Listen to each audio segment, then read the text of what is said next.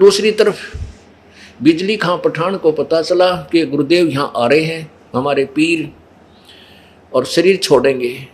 तो बिजली खां पठान ने अपने मुसलमानों से विचार विमर्श किया, मंत्रियों से, कि अभी अपने पीर का शरीर हम नहीं देंगे, हम अपनी मुसलमान रीति से इनका अंतिम संस्कार करेंगे और इन मुसलमान हिंदुओं को नहीं देंगे, ये इनको जलाएंगे, जो हमारी विधि के विरुद्ध है।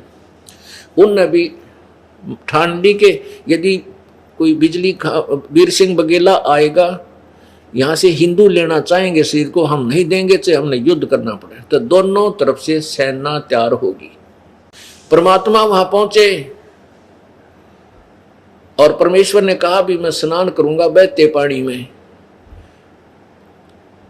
अब बिजली खां पठान ने कहा, ए परमेश्वर, हे गुरुदेव, यहां बहता पानी नहीं है, ये दरिया सूखी पड़ी है, भगवान शंकर के श्राप है, इसमें जल नहीं है प्रभु, आसपास कोई दरिया नहीं है, आपके स्नान के लिए हमने बाहर से ही मीठा पानी ला के रखा है, इस क्षेत्र में मीठा पानी भी नहीं रहा।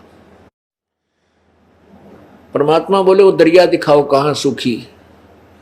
नगर के बिल्कुल साथ में ही वो सूखी दरिया पड़ा था और देखने वाले दर्शक भी हजारों की संख्या में, हिंदू मुसलमान और दोनों नरेश, बिजली खां पठान और वीर देव सिंह बघेल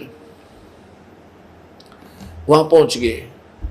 वो सूखी नदी, आमी नदी पर खड़े होकर परमात्मा ने ऐसे इशारा किया, संकेत जैसे ट्रैफिक का सिपाही ट्रैफिक को ऐसे हाथ कर देता है, वो एकदम जोर से चल पड़ती है, ऐसे ही परमात्मा ने ऐसे संकेत किया था।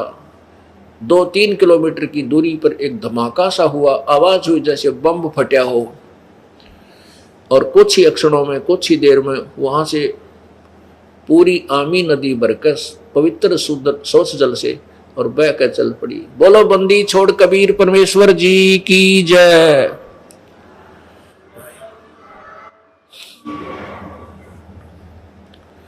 सबने स्नान किया और परमात्मा के मुंह की तरफ देखे तो सचमुच भगवान आ गए। अब वो 3 ताप जो शंकर जी का श्राप था, परमेश्वर ने वो ताप भी दूर कर दिया। फिर कहा, भाई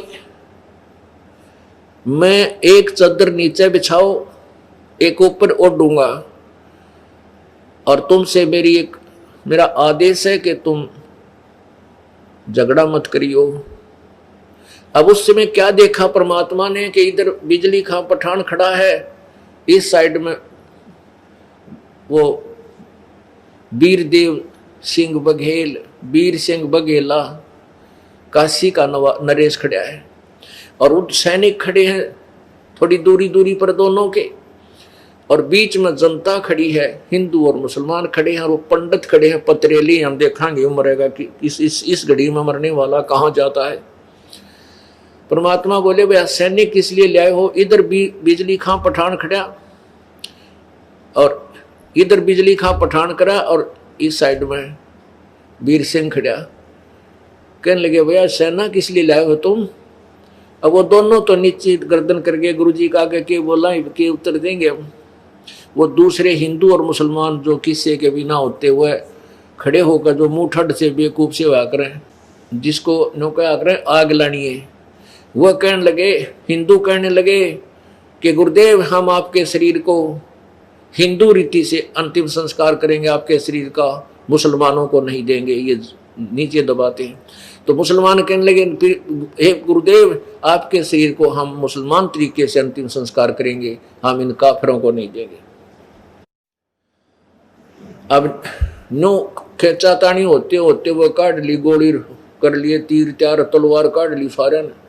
परमात्मा बोले, रन्य कम्यो 120 वर्ष हो गए मुझे तुम्हारे को ये ज्ञान देते कि हिंदू और मुसलमान 2 नहीं है, तुम एक मेरे बच्चे हो, और तुम आज भी तुम्हारी बुद्धि वहीं खड़ी है। तो सुन लो, अगर तुमने झगड़ा किया मेरे से बुरा नहीं होगा।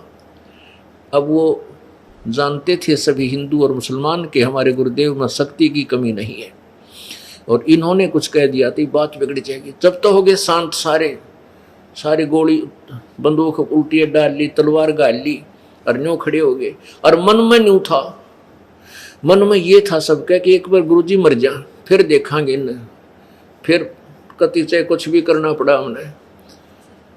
परमात्मा तंत्रियामी थे, पुण्यात्माओं। यदि उस समय झगड़ा शुरू हो जाता ना, गृह युद्ध छिड़ जाता और पूरे हिंदुस्तान में कत्लेआम हो जाता हिंदू और मुसलमानों का। महाभारत से भी कई गुना अधिक नरसंहार हो जाता। उस महाभारत के युद्ध को श्री कृष्ण नहीं रोक सका क्योंकि काल ने करवाना था, और यहां भी काल की प्रेरणा थी। लेकिन काल, परमेश्वर के सामने ये काल ऐसे डरता है जैसे दादू जी ने कहा था, केर ही नाम कबीर का और विखम काल गजराज, दादू भजन प्रताप तयु भाग्य सुनत आवाज। तो परमात्मा कबीर जी ने वो एक इतना भयंकर घोर युद्ध भी टाल दिया अपनी समर्थ शक्ति से। तो परमात्मा ने कहा कि एक चादर नीचे बिछाओ, एक मैं ऊपर ओढ़ूंगा, तुम ऐसे करना, मेरे शरीर के 2 हिस्से कर लेना, और एक चादर हिंदू ले लेना, एक मुसलमान ले लेना, पर झगड़ा मत करना। मालिक को तो पता था कि उसमें शरीर तो मिलना ही कोई नहीं। तो परमात्मा ने एक चादर नीचे बिछाई, तो श्रद्धालुओं ने कि गुरुदेव इसके ऊपर लेटेंगे, शरीर छोड़ेंगे, उसके ऊपर 2-2 इंच सुगंधित फूल बिछा दिए आसन टाइप में, और फिर परमात्मा लेट के एक चादर ओढ़ ली। कुछ देर के बाद ऊपर देखा कि देख लो भाई पंडितों, मैं जा रहा हूं सत्यलोक, स्वर्ग से भी ऊपर। तुमको थे मगर मरने वाला नरक जाता है और गधा बनता है, क्यों दुनिया को भ्रमित करते हो निर्भागो। जब ऊपर को देखा तो परमात्मा तेजो में शरीर कबीर परमेश्वर नु खड़े खड़े आकाश को जा रहे हैं।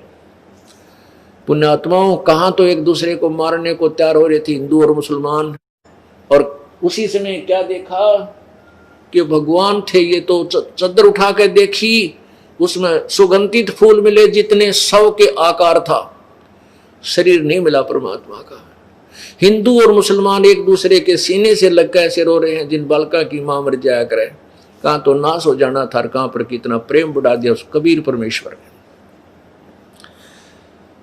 पुण्यात्माओं, हमने अभी तक श्री राम और कृष्ण की लीला सुनी है, जिनको हमने हृदय में समा रखा था।